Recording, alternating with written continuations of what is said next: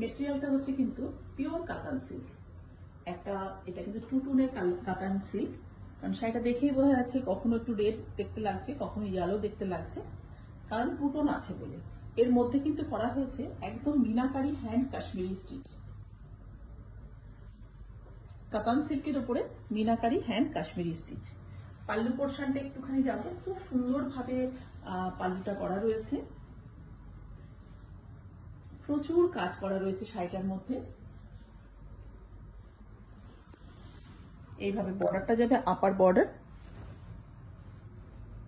ঘন করে বুটি করা রয়েছে, বড় বড় বুটা আছে এবং ছোট্ট ছোট্ট বিন্দি বিন্দি করে করা রয়েছে। লোয়ার বর্ডার, অল ওভার শাড়িটার মধ্যে কিন্তু ঘন করে বুটি এবং বুটা করা রয়েছে। টু টোনের শাড়ি এটা, উইথ ব্লাউজ পিস। আর ব্লাউজ পিসের স্লিভসে কিন্তু এই বর্ডারটা যাবে।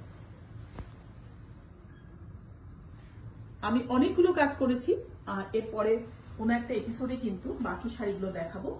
আর এটা যদি কারো পছন্দ হয় তো স্ক্রিনশট নিয়ে আমাদের হোয়াটসঅ্যাপ নাম্বারে পাঠিয়ে দিও। আর কালার অপশন কেউ কিছু চাইলে আমাকে সময় দিলে আমি তৈরি করে দিতে পারবো।